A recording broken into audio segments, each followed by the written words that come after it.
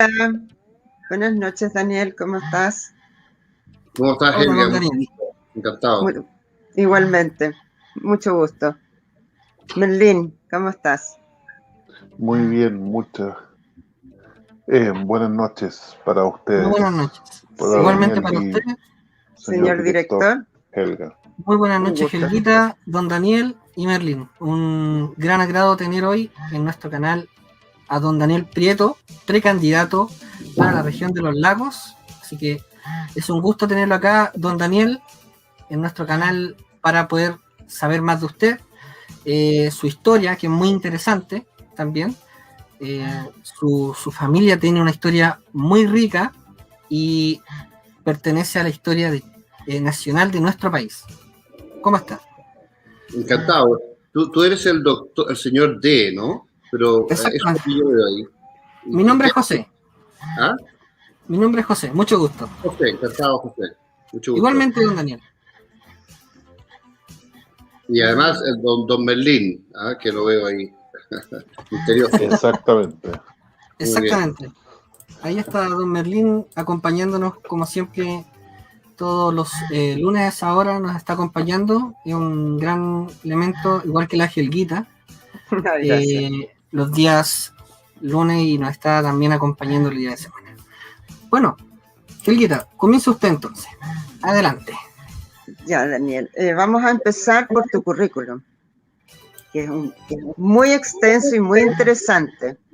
¿Que lo vas a leer? No, pero no. No, yo no. Señor director, ¿hace la presentación, por favor? Por supuesto. Aquí está la presentación del currículum de don Daniel, que a continuación lo vamos a mostrar, que es este. Lo sacamos de su biografía de su blog, de quién es usted. Y empezamos diciendo que usted estudió Ingeniería Comercial en la Universidad Católica de Chile.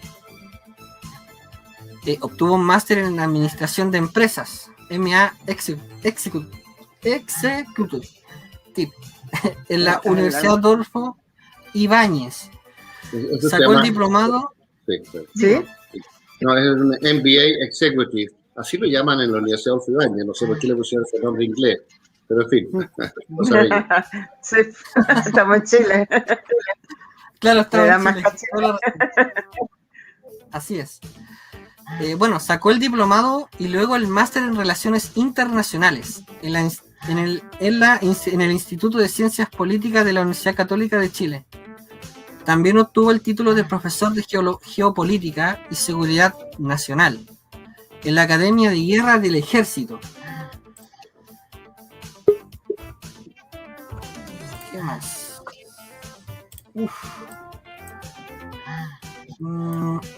No, pero mira, no sé si quizá habría que saltar esa cosa. ¿Usted se refiere al currículum? Claro, no, ahí cuando hice el servicio militar voluntario, después fue por la emergencia, bueno, yo lo hice en 72 en el servicio militar voluntario, cuando estaba en la universidad. Pensábamos que iba a haber una guerra civil en Chile, entonces yo me metí a la Marina y me entrené después con las fuerzas especiales, porque pensé que había que entrenarse con capacidades militares terrestres. Y después ese mismo entrenamiento me lo cobraron cuando hubo estos problemas con Perú y con Argentina. Entonces yo fui a reentrenarme y entrené muchos reservistas del año 74 a 76 para la emergencia con Perú. Y después la emergencia con Argentina, que fue del 78, yo entrené gente hasta el año 83. Y cuando llegamos después a los acuerdos con Argentina, llegamos al Tratado de Paz y Amistad. Qué y terminé de corbeta en la Armada. Y navegué muchos buques, fue muy interesante.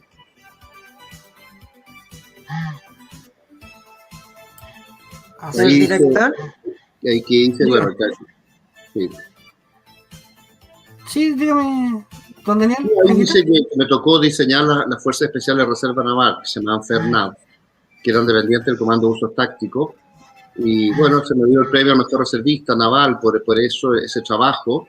Yo lo hacía los fines de semana y las tardes, porque yo trabajaba en la semana. Pero nos entrenábamos y nos entrenábamos los fines de semana. Durante 5 años estuvimos entrenando. No todo el tiempo, pero varias veces no sé, una docena de veces al año entrenábamos, con todo tipo de equipos de combate, y entrenábamos día y noche sin parar. Entrené 3 grupos completos. En total fueron 124 hombres los que entrenamos, con los cursos tácticos. Y al final no hubo guerra en Argentina, por suerte, así que... Claro. Pero eso. Y acá hay más, mire. Por ejemplo, usted fue consultor del Estado Mayor General de la Armada y del Estado Mayor de la Defensa Nacional en asuntos estratégicos, Perú, Bolivia y Argentina. Trabajó 2 años en el Ministerio de Hacienda, asignado a la Superintendencia de Valores y Seguros. También fue subdirector de la revista de Valores y Seguros, y en Nueva York sacó un diploma de finanzas internacionales en mercados a futuro, del Future Industry Association. Sí, el Future Industry Association, que era una cosa muy moderna en esa época, los mercados futuros. Qué bien. Wow. Un gran currículum. Estamos hablando del año 80. Wow. Así es. Ha sido asesor también usted, gerente comercial, gerente general y director de diversas empresas privadas. También director de instituciones orientadas al desarrollo de altas tecnologías en electrónica. Wow. Ha escrito libros tales como Defensa Chile 2000, La proyección estratégica de China, Geopolítica del Cono Sur sudamericano, Chile hacia el siglo XXI, entre otros. También se ha desempeñado como académico de varias universidades. Finalmente, ha colaborado con el Ministerio de Defensa y de Relaciones Exteriores y con las Fuerzas Armadas en general. Es profesor de Política Mundial Contemporánea, investigador y conferencista en asuntos históricos y de política mundial. Ha dado numerosos cursos sobre historia de Chile e historia universal, como también ha sido panelista de televisión en asuntos políticos internacionales y temas estratégicos. Esos programas yo los he estado viendo, fueron como hace 5 o 6 años, Daniel, ¿no? En el canal 13 TV Cable. Sí, no, pero son cosas esporádicas, que de repente la televisión me llamaba para preguntarme cosas y salían las noticias, qué sé yo. Muchas de estas cosas, una de estas cosas yo logré subirlas a YouTube, ¿no? Así que si alguien pone mi nombre, salen en YouTube, ¿no? Y salen en TV Info Chile. Tú pones TV Info Chile y hay muchas de estas cosas. Pero no todas, hay miles de cosas que yo no logré nunca grabar. Claro. Pasaron nomás. Yo tuve oportunidad de ver una entrevista que le hiciste a Rolf Flüder, súper interesante, totalmente recomendable de ver. Sí. Otra entrevista que hiciste a Otto Dörr, ¿ya? Otto Dörr, también psiquiatra. Interesantísima entrevista, sí, muy buena entrevista. O sea, bueno, los grandes líderes de origen alemán que hay en Chile, está lleno de líderes de origen alemán en Chile, ¿eh? Es como... Otto Dörr, gran psiquiatra, pues.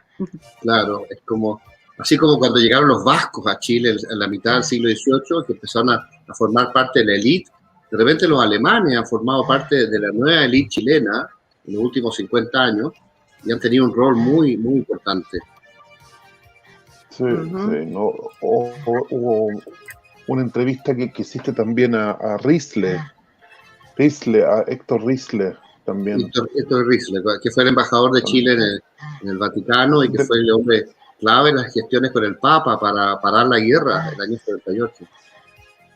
Exactamente, no, recomendable para la gente que nos está escuchando, suscribirse a tu canal y revisar esa entrevista, muy interesante, muy interesante. Mira, hay que poner en YouTube, hay que poner TV Info Chile, como una sola palabra, TV Info Chile, y ahí salen. Y ahí aparece. Correcto. Ahora, junto con saludar al chat, todos muy bienvenidos, gracias por estar acá. Vamos a empezar a escuchar la verdadera historia de la familia de don Daniel Prieto Vial y su relación con el sur de Chile y la razón por la cual él se decidió de estar en este momento como precandidato a la región de los lagos, a la que yo orgullosamente también pertenezco. Así que estamos, chócale. Muy bien. Y te vamos a escuchar con mucha atención porque la verdad que la historia de tus antepasados es maravillosa. ¿Te parece? Sí, ahora no es solo la historia de mis antepasados, yo creo que es la historia de muchos chilenos. Sí, claro. Lo que pasa es que yo tengo antepasados que dirigieron la conquista de Chile y la conquista del sur, y la formación de las primeras 7 ciudades que después fueron destruidas en 1598 por un levantamiento araucano y huilliche que hubo en toda esa zona, y se destruyeron, no sé, se destruyó Valdivia, Osorno, Los Confines, Angol, Villarrica, Concepción también se destruyó. Bueno, y después se reconstruyeron Valdivia y se reconstruyeron Concepción, pero nunca se reconstruyeron Villarrica o Los Confines o Angol o Osorno, sino que pasaron 200 años antes que se reconstruyeran. Y ahí otros antepasados míos, pero 200 años después, les tocó, por ejemplo, al capitán don José María Prieto Sotomayor, que fue el papá del presidente Prieto, que vino después. Él fue comandante de los Dragones de la Frontera y a él le tocó hacer incursiones a través de la Araucanía buscando la ciudad de Osorno o las ruinas de la ciudad de Osorno que había sido destruida 200 años antes. Y después, en varias expediciones, él en alguna oportunidad se fue por barco hasta Valdivia, desembarcó con sus caballos y su gente de una compañía de los Dragones de la Frontera, y él incursionó con don Ambrosio O'Higgins, y el papá de Bernardo O'Higgins, y que más tarde don Ambrosio fue virrey del Perú. Bueno, don Ambrosio O'Higgins y Juan Maquena, que era en esa época un teniente, después ascendió a capitán en ese proceso, y ellos buscaron dónde estaba esta ciudad de Osorno destruida 200 años antes, la encontraron las ruinas, y ahí refundaron Osorno en el mismo lugar. 200 años, esto fue en 1793. Entonces yo te mandé unas imágenes que había encontrado de los dragones de la frontera, y para dar una idea de cómo era en la época. ¿Las vemos, señor director? Por favor. Por supuesto. Acá hay una, por ejemplo. Esas se las envié en orden así, tal cual como me las envió él. Pero eso fue mucho después. Yo pensaba que íbamos a hablar de los conquistadores. Eso fue 600 años después. Ese es Ramón Freire, que fue el conquistador de Chiloé, que antepasado mío por el lado de mi mamá. Mi mamá era Vial Freire. Ella se murió. Esa creo que fue la primera que me... Unas que están en blanco y negro, por favor. No sé si les llegaron o no, yo les mandé a los conquistadores. Sí. No, ese es Joaquín Prieto. Acá tenemos. Fue el presidente Prieto, pero eso también fue 300 años después. Yo estoy hablando de la conquista, de los conquistadores. ¿No recibiste esa imagen? No. No. No. Ya, perdón. Ok. No, está bien, todo bien. Este es Joaquín Prieto cuando dejó el gobierno, porque hay otras imágenes cuando él era joven, 10 años antes. Y esto es cuando él dejó el gobierno, después asumió su sobrino Manuel Bulnes.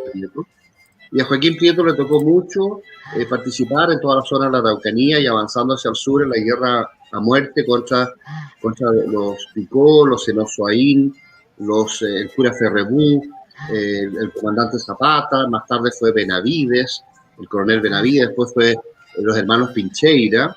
Ellos destruyeron el sur de Chile y fue una guerra que duró entre 1817 y 1832. Fue muy larga. ¿Y cuál fue el objetivo?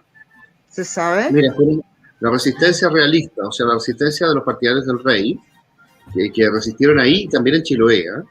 Y ellos asolaron y destruyeron Concepción, destruyeron Los Ángeles, y salieron con los araucanos. Habían araucanos que eran partidarios de la patria, o sea, los patriotas, y la gran mayoría de los araucanos eran partidarios del rey, y salieron con toda esta gente, y ellos fueron destruyendo todas las haciendas, quemando las cosechas. Entonces empezó a haber hambre en el sur, y las familias para sobrevivir tuvieron que emigrar hacia el centro de Chile, y se perdió todo el sur. Y Joaquín Prieto fue el que organizó, junto con Ramón Freire, la guerra a muerte en el sur, y ellos recuperaron Chile, en todo el sur, y bueno, y él después fue elegido presidente de Chile, y él puso orden, y fue el primer gobierno ordenado que hubo en Chile después de la independencia, porque en el gobierno de O'Higgins la guerra a muerte se desató en su máxima expresión, y después vino Ramón Freire, vino una serie, hubieron 34 gobiernos en el periodo de la anarquía. Y fue Por Prieto. ejemplo, este es Joaquín Prieto, ¿no? Ese es Prieto cuando asumió. ¿Qué pasó ahí? No sé qué pasó ahí. Ese es Prieto cuando asumió. Ahí está. Él era mucho más joven, ¿no? Él tenía 45 años ahí.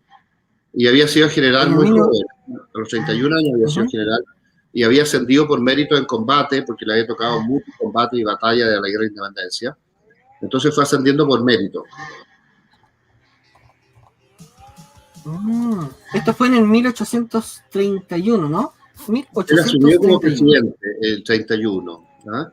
Y él le tocó participar en esta guerra civil que hubo entre los liberales, que eran como un poquito anarquistas, que estaban tratando de experimentar con ideas democráticas de distinto tipo, con las ideas de la Revolución Francesa o la Revolución Norteamericana, en fin, pero que no resultaron, porque fueron gobiernos muy inestables y causaron mucho daño, porque el nivel de vida empezó a bajar y bajar en Chile. Entonces, Prieto se desesperó y quiso recuperar el sur, entonces hizo una especie de golpe de orden, ¿no? Y vino una guerra civil, y se enfrentó a Ramón Freire, y él le ganó a Ramón Freire, que era un gran general, porque Freire era un hombre que había ganado todas sus batallas en la guerra de independencia, era muy famoso, nadie pensaba que Freire podía ser derrotado. Pero Prieto lo derrotó en la batalla de Lircay, en 1830, en abril, y después, un año y medio después, él fue elegido presidente de Chile, y él ordena el país y crea la primera democracia estable en América Latina. Y la democracia nunca dejó de parar, o sea, ahí se desarrolló.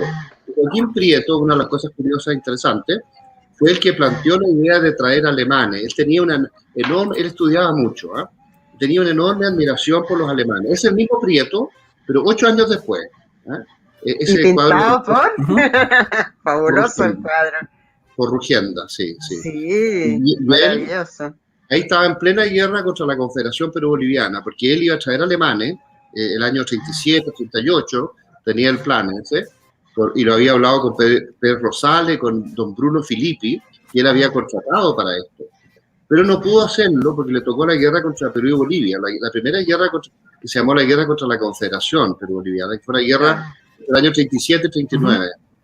Y después del 39, cuando volvieron las tropas victoriosas, no pudo hacerlo porque tuvo que reorganizar la economía del país, que quedó debilitada por los costos de la guerra. Pero él restableció el orden financiero y restableció el equilibrio económico, y el país volvió a crecer mucho. Y ahí le entrega el poder a su sobrino, Manuel Bulnes, que era hijo de su hermana. Manuel Bulnes Prieto, hijo de doña Carmela Prieto Vial, que era hermana del presidente Prieto. Ya. Aquí hay una pregunta, a ver si la pudieras por favor responder, Daniel. Pregunta Jessy. ¿Los Prieto también estaban emparentados con Graciela Letelier Velasco, esposa de don Carlos Ibáñez del Campo? ¿Es de lo mismo Prieto? No sé, fíjate, no sé, tendría que revisar eso. Porque hay tantos parientes que van derivándose años después, ¿no? Ya. Tendría que ver, no estoy seguro. Ya, ok. Que yo sepa, no, pero puede ser, ¿no? Tengo entendido que después de Joaquín Prieto Vial, ¿cierto? Después fue presidente Bulnes, que tengo entendido que era Prieto, ¿no? Manuel Bulnes sí, Prieto. Claro, es lo que acabo de decir. Manuel Bulnes Prieto era hijo de la hermana del presidente Prieto. De hecho, correcto, el presidente Prieto, que gobernó por 5 años, fue reelegido en 1826 por otros 5 años. Y en 1841, cuando él tenía que entregar el poder, le pidieron que continuara siendo presidente de Chile y que se presentara a las elecciones. Pero la Constitución, correcto, que él mismo había hecho, la Constitución del año 33, no lo permitía porque queríamos crear una democracia, entonces había que hacer rotación de poderes. Entonces, no se preocupe, presidente, cambiamos la Constitución, no se preocupe, la cambiamos. Y él dijo, no, las constituciones son para respetarlas, no para estar cambiándolas. Entonces, ese espíritu de respetar las constituciones se caracterizó en Chile durante todo el siglo XIX, y por eso que Chile fue el país más ordenado, una democracia, una de las democracias más antiguas del mundo, y al mismo tiempo bastante ordenado. Es cierto que hubo una guerra civil, cuando asumió Manuel Montt, después de Bulnes, en 1851 hubo una guerra civil, y hubo otra guerra civil al final del gobierno de Montt, 1859. Pero esas guerras civiles, curiosamente, no interrumpieron la democracia, porque fueron 2 interpretaciones de cuestiones legales respecto a la Constitución, curiosamente, pero se mantuvo el orden, y después asumió José Joaquín Pérez Mascayano, que fue el hombre que finalmente recupera la Araucanía para Chile, porque la Araucanía ya había quedado como un territorio de nadie, entre Chile y el sur había sido colonizado por los alemanes desde Valdivia hacia Osorno y desde Puerto Montt hacia Yanquihue, que entiendo que son tus antepasados, Helga. Sí, mis antepasados llegaron en el año 1952. ¿Ves tú? Mira, 1852, sí. Sí, eso sí. Yo soy tercera generación de parte de mi papá, entonces se cuenta la historia real cómo fue. Y llegaron en barco a Valdivia y salieron, no sé quiénes, la historia dice que eso lo sabes tú, a buscar tierra para ellos. Y encontraron el lago Yanquihue. Sí. Y se demoraron días en ir y volver, y ahí después se llevaron a la gente caminando. Bueno, habían habido unas expediciones previas, incluso el mismo Bruno Filippi, y de Pedro Rosales, y con unidades del ejército chileno, entre otros los dragones de la frontera, curiosamente. Sí. Y después regimientos chilenos nuevos que se habían creado después de la colonia, y ellos trataron de buscar y encontrar este lago, y bueno, pero les costó muchísimo a los alemanes penetrar desde la zona que hoy día es Puerto Montt hasta llegar al lago de Yanquihue, porque es una selva muy densa. Muy densa. Indios huilliches que no eran tan bravos como los araucanos, pero habían algunas tribus bastante hostiles. Entonces tuvieron que ser acompañados por unidades del ejército que controlaron esto, pero la penetración y la llegada con carretas, ¿no? Hasta el lago de Yanquihue fue muy difícil. Y tomó mucho tiempo. Y los alemanes transformaron el sur y lo convirtieron en un lugar tan extraordinario, tan desarrollado, tan bonito, tan ordenado, que ha sido un ejemplo en la historia de Chile, ¿no? Sí. Quería hacer un alcance nomás, Daniel, que a mí también de repente me ocurre que hablaste de Filippi y de Bruno Filippi, de Bernardo. Uno lo suele confundir. Bruno Filippi. ¿Perdón? Habían dos hermanos que fueron contratados. Y fueron contratados en el gobierno de Joaquín Prieto. En el gobierno de Joaquín Prieto fueron contratados. Yo tenía manejado. Otro sabio fue Dominico, otro sabio fue Andrés Bello. Prieto se dedicó a contratar sabios y los trajo a Chile. Sí. Correcto. Mira qué interesante.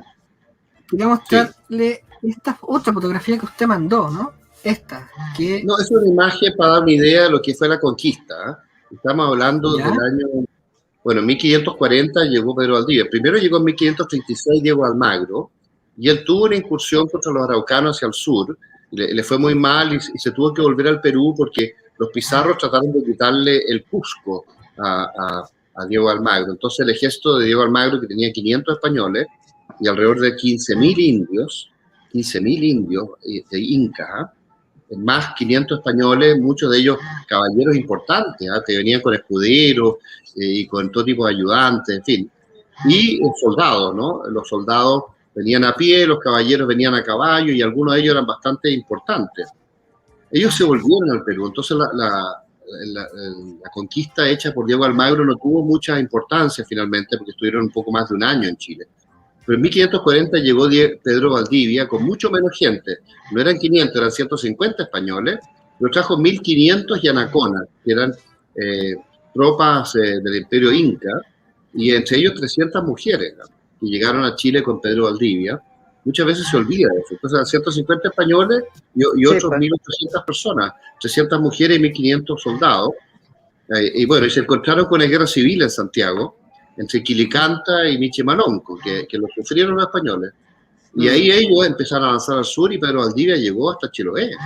La gente se olvida de eso. Y fue, bueno, con Pastene, él funda Valdivia y funda Concepción, y después Villarrica y la Imperial, ¿no? Y la Imperial llegó a ser muy importante. Y más tarde los Confines, Angol y otras ciudades, y otros fuertes. Bueno, estos conquistadores hicieron una hazaña bastante extraordinaria porque eran muy poco. Se enfrentaron a unos indios araucanos que eran muy belicosos, muy fieros, y es increíble porque la gran mayoría de estos conquistadores murió en los combates, pero unos pocos sobrevivieron y consiguieron consolidar y controlar Chile. Sí. Wow. Es muy Y don interesante. Daniel, me recuerdo lo que te está hablando en la conversación que tuvimos. Quería hacerle la pregunta acá al aire. Usted me contó que reconquistaron Chiloé, algunos de sus parientes, ¿no? Sí, mira, la primera conquista con Pedro Valdivia, yo tengo varios antepasados que vinieron con Pedro Valdivia. Quizás el más importante ahí es Francisco Aguirre, que fue más tarde el que creó toda la zona del Tucumán, porque él se metió hacia el norte y creó la gran provincia del Tucumán, la ciudad de Barco 1, Barco 2, Santiago del Estero, en fin. Que él conquistó todo el norte de Argentina, pero también él penetró hacia el sur. Y está Villagra, y está Alonso de Monroy, el mismo Pastene, que el jefe de la flota, el almirante Pastene era un hombre que dirigía la flota de Pedro Valdivia y que fue el fundador de Valdivia. Y ahí yo tengo varios antepasados que hicieron la primera conquista y la primera fundación de Osorno. Pero después Osorno fue destruida, como 50 años después fue destruida, y hubo que refundar Osorno en 1793, o sea, 200 la años. ciudad desaparecía, ¿no? 200 años. 200 años desapareció. Ahí estuvo involucrado tu tatarabuelo. ¿Así? El papá del presidente Prieto, que se llama José María Prieto Sotomayor, y que era comandante de una de las compañías del regimiento Dragón en la Frontera. Y a él le tocó acompañar al teniente, pues capitán, más tarde llegó a ser coronel, don Ambrosio O'Higgins, junto con el teniente, más tarde capitán, Juan Maquena. Y en la independencia Juan Maquena llegó a ser general de la guerra de independencia, pero en esa época eran tenientes, capitanes, ¿eh? Y Prieto era capitán, y ellos con estas expediciones de los dragones en la frontera buscaron la antigua ciudad de Osorno en medio de esta selva muy densa y entre medio de muchos indios huilliches muy hostiles, pero ellos iban acompañados de otros indios huilliches que eran aliados de ellos. Y hubo muchas expediciones durante algunos años hasta que encontraron las ruinas de Osorno y ellos refundaron Osorno en 1793.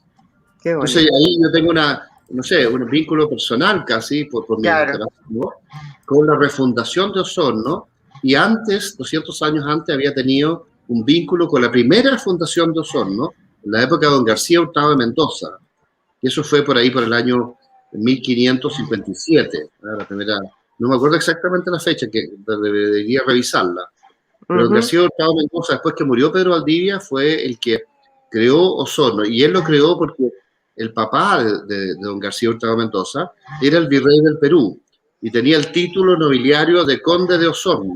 ¿No? Lo hablamos ayer, sí. Le quiero contar a nuestros amigos que a mí siempre me ha molestado el nombre. Yo soy purranquina, pero me eduqué en Osorno y nunca me ha gustado esa palabra. Y ayer lo comentábamos con Daniel, por favor explícalo. ¿Por qué el nombre? Es que hay un pueblo en España que se llama Osorno, y los condes de Osorno, que después fueron marqueses y más tarde fueron duques, los Hurtado de Mendoza, que fue una familia muy importante en España porque eran además los grandes duques del infantado, ¿eh?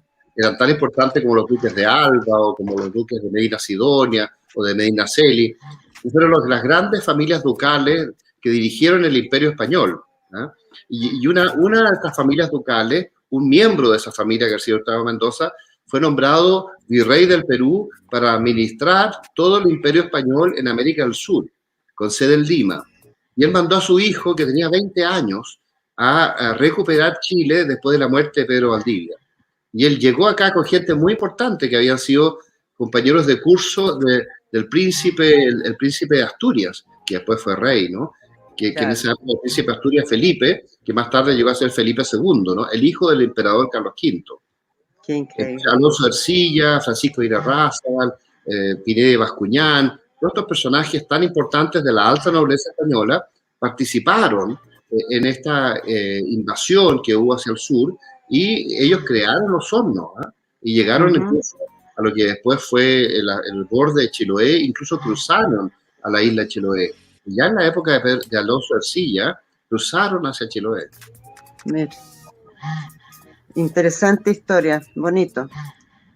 Te deseamos realmente lo mejor y vamos a hacer todo lo posible para que te vaya muy bien en las elecciones. Salgas electo. ¿Pasamos a conocer tu familia y tu vida un poco ahora? ¿Te parece? Ahora, quería decir que nos queda claro que el vínculo Está de clarísimo. Daniel con la zona Sí, viene hace rato, tiene un tiempo sí. importante Claro. Mira, en la nosotros historia.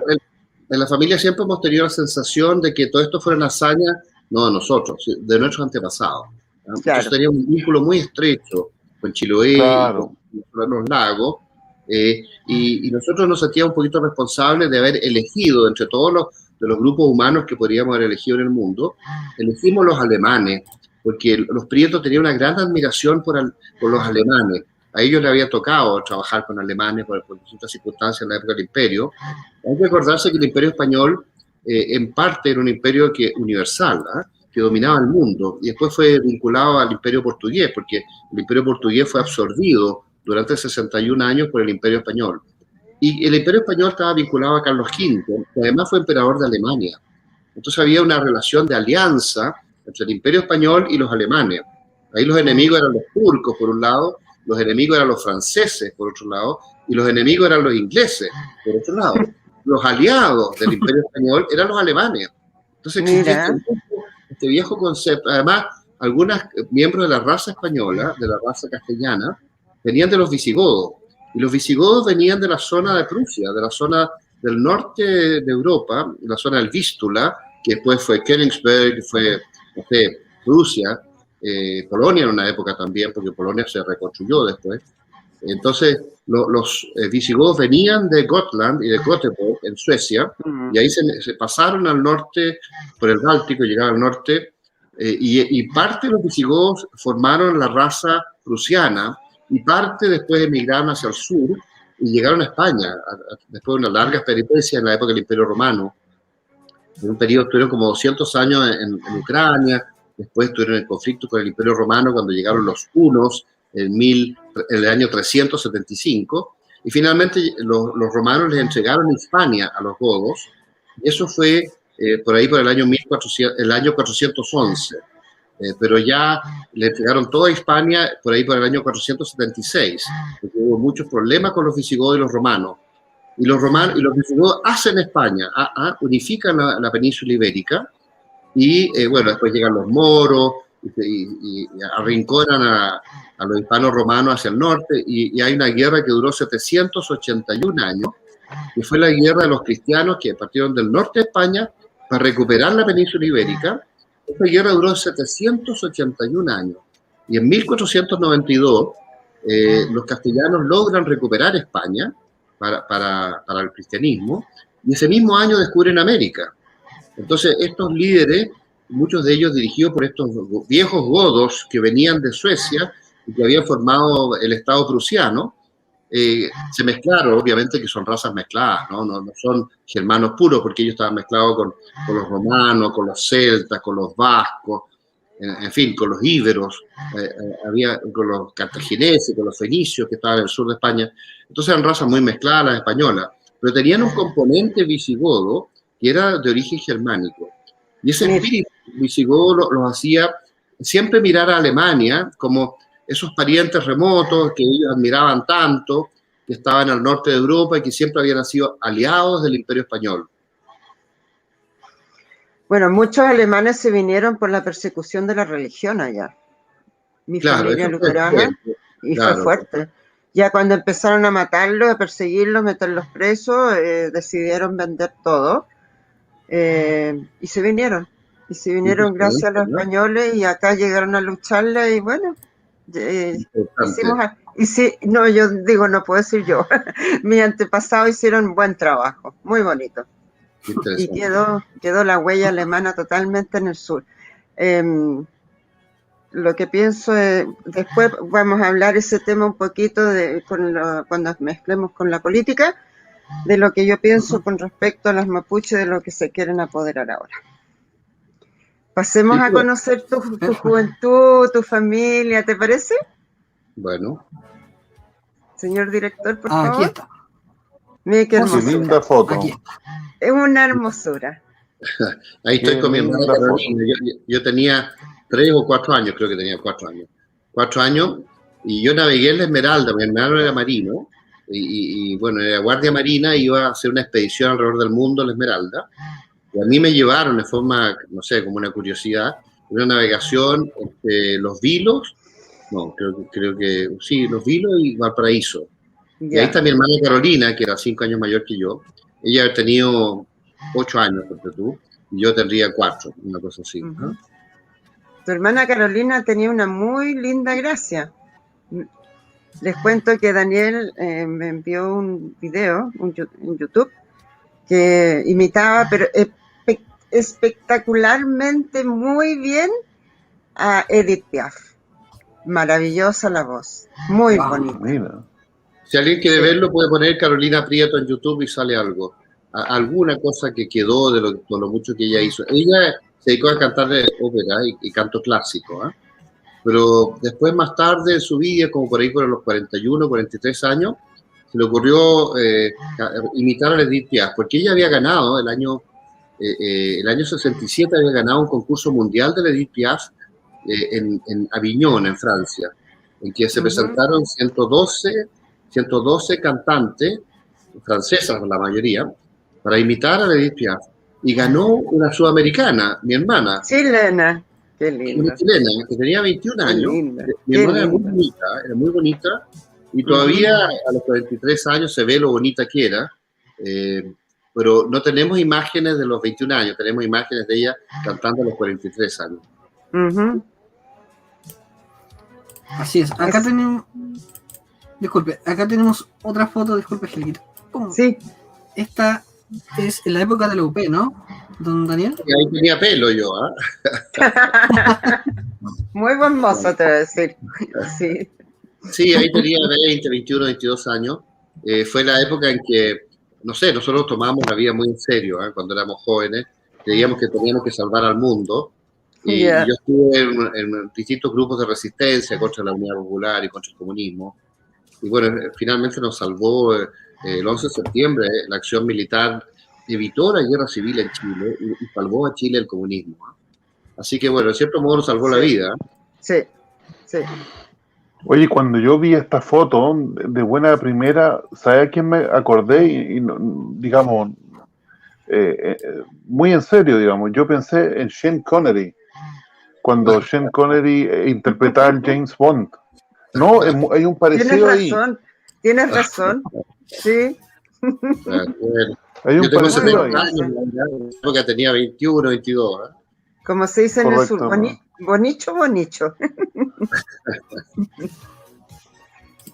No, bien. Acá bien, hay otra. A ver, ahora cuál viene. Acá hay otra cuando tenía 12 años en la base O'Higgins con su hermano Leonardo, ¿no? Sí, mi hermano era marino y me llevó el año 63 a la Antártica. Incluso yo salí en el Mercurio, en el Silla, en Canal 13, Canal 7 de esos años, como el primer niño del mundo que fue a la Antártica, porque nos encontramos con un inglés que era muy famoso en una base inglesa en la isla de Decepción, se llamaba Vivian Fuchs, Sir Vivian Fuchs, y él dijo que era el primer niño que lo había visto nunca en la Antártica. Mira. Hacía muy poco que había cruzado la Antártica desde Australia hasta la península, o sea, había cruzado todo el continente, porque antes había sido Amundsen, que era un noruego, y Scott, que habían intentado llegar al polo, pero Fuchs fue el primero que atravesó el continente de extremo a extremo, y él se encontró con nosotros en la isla de Decepción, y planteó este cuento que yo era el primer niño del mundo que había en la Antártida. No es ningún mérito mío, porque yo era un niño, me llevaron, te fijas, claro. Pero fue una gran experiencia, porque estuvimos muchos meses, navegué en distintos buques, y yo aprendí muchísimo a los 12 años. De hecho, 10 años después yo fui a la Antártica como marino profesional. Después del 11 de septiembre me llamaron a la Armada para embarcarme el piloto Pardo y yo me fui a la Antártica. Y ahí operé como oficial de navegación, en fin. Y fue exactamente 10 años después de esto. Y yo cuando viajé a la Antártica, tenía 22 años, me acordaba de todo, ¿eh? Como si hubiera estado ayer. Bueno, qué linda. Sí, así que fue curioso. Qué lindo. ¿Cuál más tenemos? Sí, acá tenemos a su madre, ¿no? Lo voy a mandar porque sí. Muy buena moza. Sí, ella Una gran era mujer. bisnieta de Ramón Freire, este presidente de Chile que había conquistado Chiloé, y que había sido director supremo 7 veces, fíjate, y una vez presidente de Chile, porque el Mira, jefe de Estado era el director supremo, pero después fue el presidente de Chile, le cambiaron el título. ya. Y Ramón Freire reemplazó a O'Higgins, y fue 7 veces jefe de Estado. Ella descendía de Ramón Freire. Ujú. Y a su padre, que también lo tenemos acá, que nos envió una fotografía. Sí, ese es Hernán Prieto, mi papá, sí. Ujú. Hernán Prieto Supercasó. Eso Sí. quería preguntarle, ¿tiene que ver con, por ejemplo, está aparentado con, por ejemplo, don Enrique, que también tiene el apellido Supercasó, Sí, o la calle también? somos primo Wow. hermano. Primo hermano. Ujú. Muy bueno. Ahora, también nos envió esta fotografía, la cual usted acá era joven, 16 años.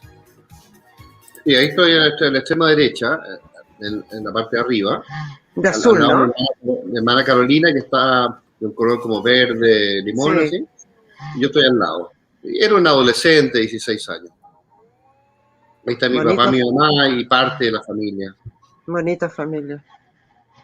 Tremenda familia. Claro.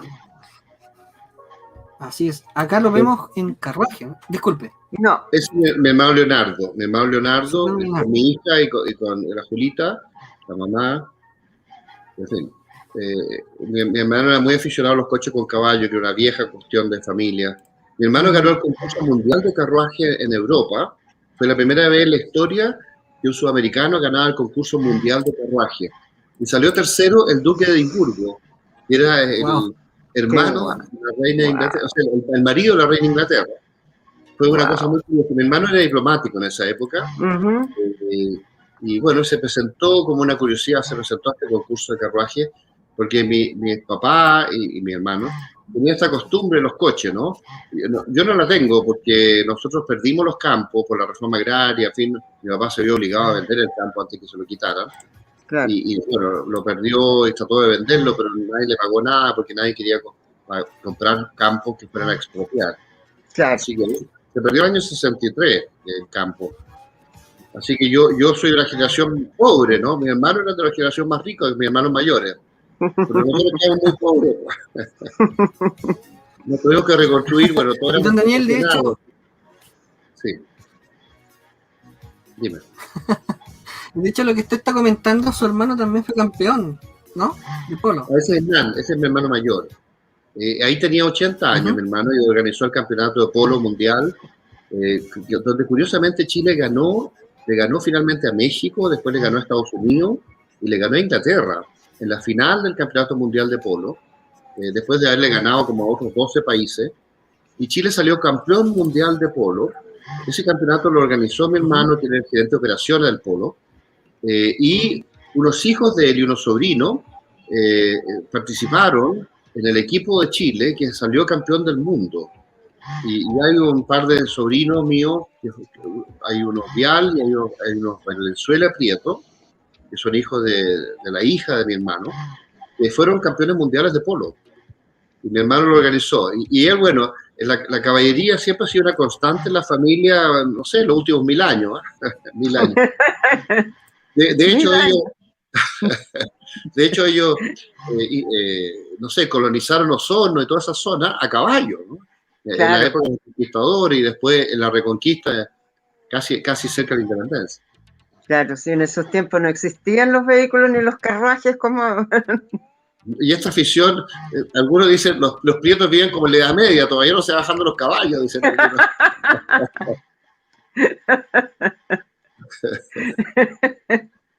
Qué simpático. Señor director, ¿qué otras fotos tenemos? Por favor.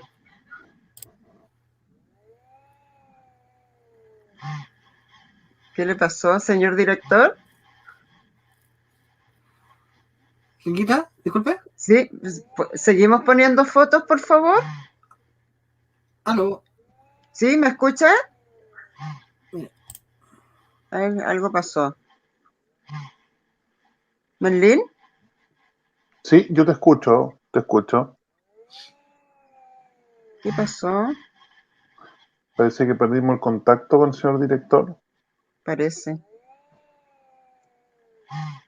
A ver. Bueno, no sé si queremos hablar otra cosa mientras él vuelve.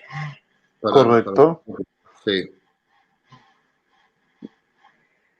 Cuéntanos por qué te decidiste meterte a la política ahora, por favor.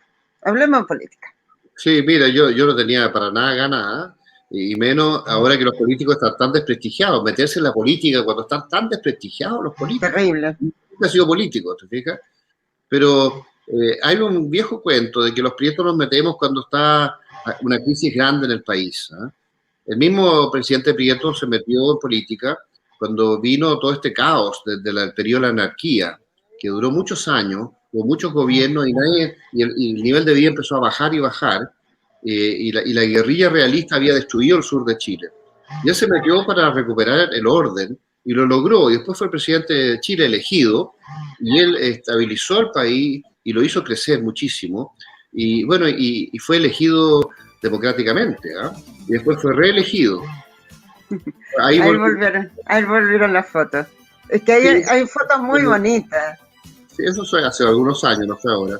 Es una parcelita que tengo en el sur de Santiago. Muy bonita. Una caballería. Un caballo chileno común y corriente, pero muy bueno esa yeguita. Se ve, sí.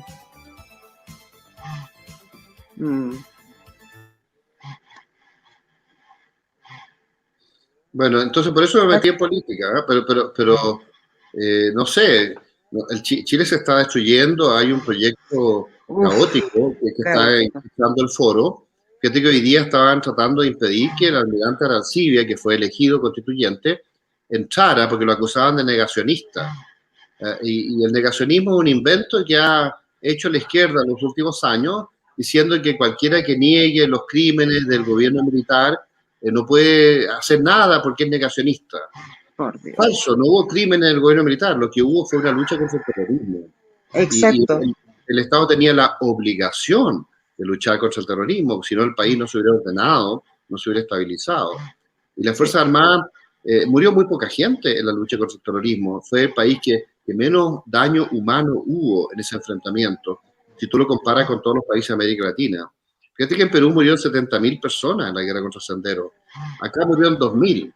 La izquierda dice que murieron 3.000, pero en realidad murieron 2.000, y de ambos bandos, del bando de los militares y del bando de los terroristas. Ambos lados. Que murió. Y la mayoría murió el 11 de septiembre y el enfrentamiento los 10 días siguientes. O sea, de los 2.000, como 1.000 murieron el 11 de septiembre. Y los otros 1.000, que es nada, en una guerrilla constante que introdujo la izquierda en Chile para desestabilizar el gobierno constantemente durante 17 años. Incluso trataron de matar a Pinochet, trajeron las armas de Carrusel. Sí, pues. Entonces, sí, pues. ¿quién es el gestor de la violencia? La izquierda es el gestor de la violencia. Y los militares lo que hacen es tratar de parar esa violencia. Entonces, ¿qué es lo que es el negacionismo? Si la verdad está de nuestro lado. La verdad está de nuestro lado. El almirante Arancibia tiene toda la razón. El que está equivocado es la izquierda, que quiere destruir este país nuevamente. Están en un proyecto para eso. Bueno, tú dices que los políticos están muy desprestigiados. Justamente estamos apoyando y luchando fuertemente de aquí a noviembre porque es nuestra última oportunidad y las personas que se están presentando ahora sabemos que son patriotas, que aman a Chile y quieren lo mejor para Chile. Así que tú tirándote la política, empezando ojalá obviamente salgas elegido para el bien de todo el país y de la zona. Nosotros creemos en los patriotas, todos. Y ahí creo que puedo incluir a todos los que están en el chat presentes, porque los patriotas son personas buenas, personas que quieren a su país, que quieren los signos patrios, no queremos cambio y queremos vivir en paz y trabajar en paz e ir avanzando en nuestras vidas. Mira, la historia de Chile es la historia de la democracia, una de las democracias más antiguas del mundo. Es cierto que ha habido interrupciones en Chile, hubo la guerra civil de 1891, pero curiosamente en medio de esa guerra civil no se interrumpió la democracia porque ambos bandos mantuvieron la democracia. Mira. Y rápidamente hubo amnistía después de 1891 y el país se reconcilió, a pesar de que fue muy violenta la guerra civil, ¿eh? Pero se reconcilió. Ahora la amnistía que debiera cumplirse no se está cumpliendo y hay una venganza en contra de los militares que nos salvaron, que permitieron ese orden que nos llevó al desarrollo. Sí. Entonces, nosotros tenemos una deuda con estos militares que están en Punta Peuco. Absolutamente. Y después vino otra crisis, que fue el año 30, a raíz de la crisis mundial del año 29, que fue una crisis mundial, ¿no? A nosotros nos afectó el año 30 y que generó muchos golpes de Estado, incluso socialistas, y se creó en Chile la milicia republicana.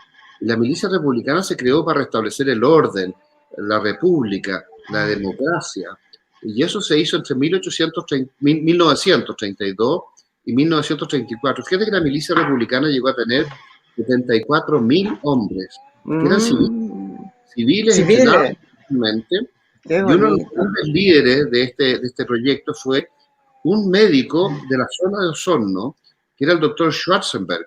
No sé si ustedes saben algo de eso. No. Un grande líder de la milicia republicana en el sur fue el doctor Schwarzenberg, y en Santiago fue Eulogio Sánchez Errázuriz. Eulogio Sánchez, el que lleva el nombre del aeródromo de Tobalaba. Bueno, él fue el que dirigió la milicia republicana en todo Chile, y el jefe de todo el sur de Chile era el doctor Schwarzenberg, que era un chileno de origen alemán, muy importante, y que fue clave para restaurar el orden en Chile. Mira. ¿Y qué proyectos tienes tú como senador? ¿Cuáles son tus...? Claro, los senadores solos no podemos hacer mucho, ¿eh? Pero ellos tienen que combinarse con otros senadores que estén en la misma línea, tratar de parar todas las malas leyes que puedan venir, no sé, de la Cámara de Diputados y del gobierno, dependiendo del gobierno, y tratar de promover buenas leyes, ¿no? Y ser voceros también, porque uno como senador tiene una posibilidad de contactarse con distintas autoridades y ser vocero de la región de los lagos y defender los intereses de la región de los lagos, analizar bien todos los problemas pendientes, recuperar Chile, recuperar el orden, primero que nada, respaldar a la policía, respaldar a la PDI, respaldar a las Fuerzas Armadas, pero después resolver los problemas reales de la gente, ir a las cosas prácticas, ¿no? Y el senador como vocero, porque el senador no puede resolver las cosas en forma directa, pero sí puede representar a la región para hacer ver a las autoridades cuáles son los problemas principales que hay que resolver con urgencia. Y ahí está todos los problemas de la salud, los problemas de la vivienda, del aire, de la calefacción, no sé, y también la parte estética. Hay que tratar de que la gente viva, la gente pobre viva en las poblaciones más lindas que se pueda, con estética, con orden, con parques, en fin, con buena aislación para la calefacción del invierno y con buena aislación para el calor del verano, cuando haya, en fin, que mejore mucho el nivel de vida. Hay que concentrarse en eso. Y los sistemas de salud, hay que crear un sistema de salud, no sé, yo diría, respaldo del Estado con empresas privadas combinadas en materia de seguro. O sea, que de repente si alguna familia pobre tiene una catástrofe, un cáncer o alguna cosa muy extrema que ellos no pueden cubrir porque son costos muy altos, que haya un sistema de seguro auspiciado por el Estado, pero organizado por empresas privadas porque son más eficientes, para garantizarle que en caso de alguna crisis de salud, esas familias no se arruinen. Que existe un sistema de reacción que resuelve el problema de una catástrofe médica para algún miembro de la familia, que no se arruina la familia y que se le dé buena salud a la gente, a todo el mundo, desde la gente más pobre a la gente con capacidad económica, pero a todo el mundo. Entonces, eso es muy importante porque desgraciadamente las ISAPRES no logran cubrir bien esto. De repente hay cosas que no cubren, hay gente mayor que tampoco cubre, tiene costos muy altos. Dejar fuera, sí. Entonces, eso, ahí las ISAPRES no han tenido todo el éxito que se debiera haber tenido. Hay que hacer reformas importantes. Y FONASA mejorarlo todo lo que se pueda, ¿no? Pero combinarlo con estos seguros universales, garantizados por el Estado, para que los seguros no se corran, ¿no? No se corran en algún caso extremo, ¿no? Eso hay que hacer un esfuerzo especial en esa área. Y, por supuesto, la educación. La educación hay que crear un sistema voucher y darle a cada persona en Chile, que sea 200.000 pesos por niño, por ejemplo, ¿eh? Entonces yo le paso a usted 200.000 pesos por cada hijo que usted tenga en el colegio y usted elige el colegio que quiera. Y él tiene un poder adquisitivo personal, aunque sea muy pobre, un poder adquisitivo para buscar el mejor colegio a su hijo. Entonces hay una competencia de calidad de la educación. Entonces la misma dinámica de la competencia va a aumentar muchísimo el nivel de la educación y va a contrarrestar el desorden que hay en la educación, el desorden político que hay hoy día, ¿no? Esta revuelta de los jóvenes, esta ideologización que ha llevado a jóvenes bastante odiosos, destructivos, que es una generación nueva creada por el Colegio de Profesores que ha estado controlado por el Partido Comunista. Entonces hay que hacer un esfuerzo ahí de reforma muy importante en la área de educación para que la gente suba su nivel de vida a través de sus hijos, que logren un nivel de educación mucho más alto que ellos, y Chile llegue a ser un país desarrollado a través de la educación también. La salud, la educación, la vivienda, y tantas otras cosas. Es una lista. El senador no puede resolverlo directamente, pero puede ser vocero con las autoridades pertinentes para llamar la atención de las cosas que están pendientes. Tú sabes que en esa región hay muchas escuelas, colegios que están muy apartados, que son chicos que tienen que caminar kilómetros, se frían. ¿Cómo se podría resolver eso? ¿Habrá alguna forma? Claro. Es un problema universal. Hay algunos países que se crean estos famosos colegios internados, en que los niños durante un cierto periodo van internos y la familia los ve esporádicamente para que no tengan que estar recorrer tantas distancias. Y si fuera esa la solución, habría que ver el caso, ¿no? Porque a lo mejor se puede mantener la familia. Pero si fuera esa la solución, habría que garantizarle a los niños que haya amor, que haya un ambiente de amor, de estímulo, ¿no? Y que haya, no sé, un lugar físico adecuado, con buena calefacción, que ellos se sientan cómodos, que puedan estudiar, que tengan buenos directores y profesores y gente que los oriente en todo sentido, no solo en la instrucción, sino que en la educación, pero al final lo más importante siempre es la familia. Entonces, la familia tendrá que ver si eso lo hacen o no, lo aprovechan, y tratar siempre de tener colegios, por muy pequeños que sean, en los lugares más remotos y más apartados, a través de este sistema de voucher que incentive la competencia para mejorar la calidad. Sí. Tiempo atrás alguien me comentaba de que me hablaba de 450.000 pesos, no sé si serán números reales, que entregaría el Estado por cada niño. Y entre la grasa y el niño o el director que recibe el dinero, llegan 200.000 pesos. Se pierden en el camino 250.000 pesos. Hay mucho dinero. ¿Cómo? Hay una burocracia muy grande en el Ministerio de Educación, hay mucho gasto que hay que pagarle a muchos funcionarios, entonces la plata se va en eso, no le llega directamente a la familia o a los niños. Entonces por eso que hay que achicar tanto el Estado para que sea más eficiente.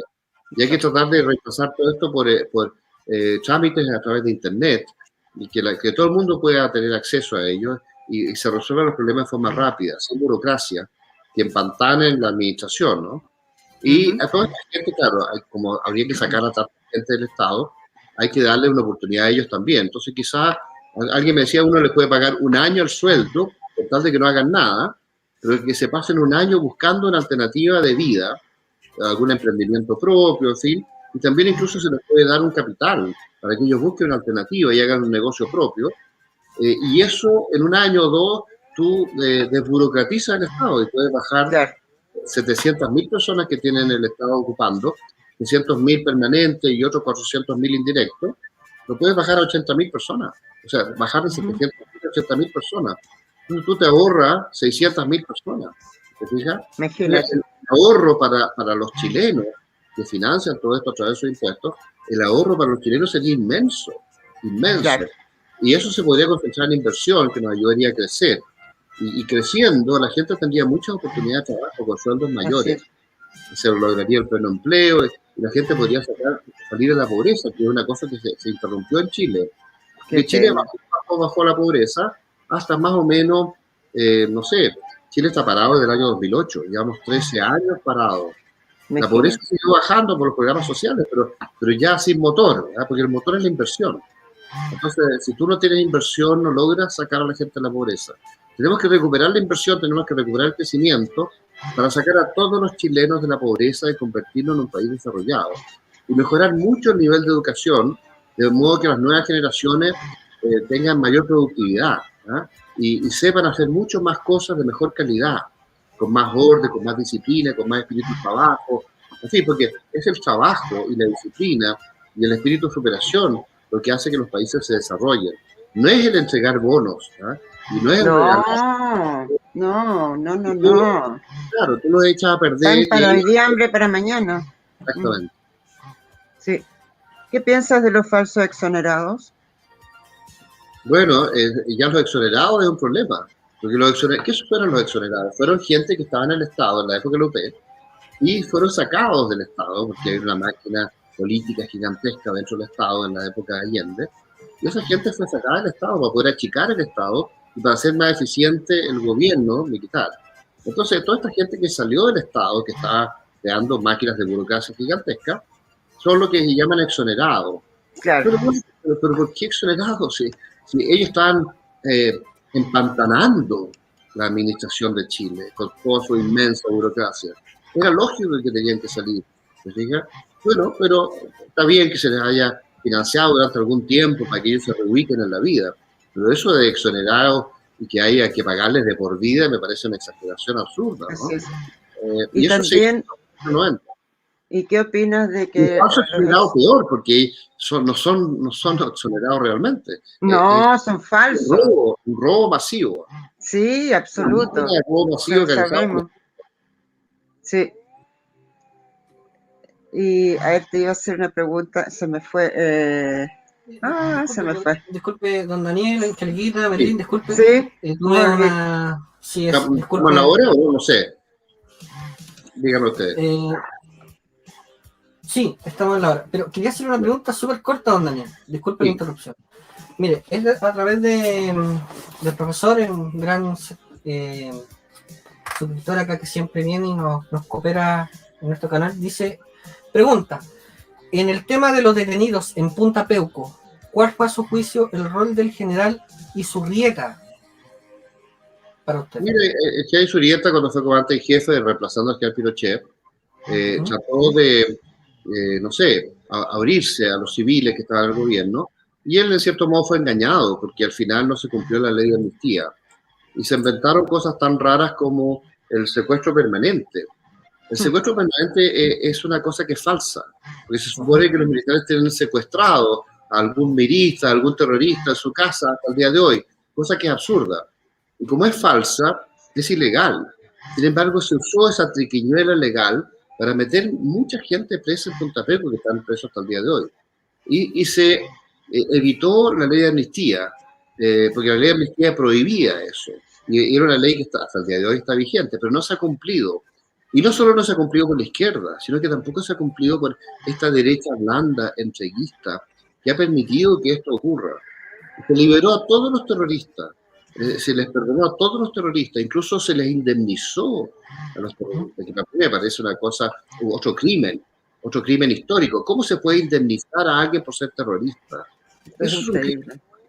Es una cosa absurda hasta el día de hoy. Eso es parte del nuevo orden, Daniel. 7.000 millones de dólares se le han pagado a gente en los últimos 30 años.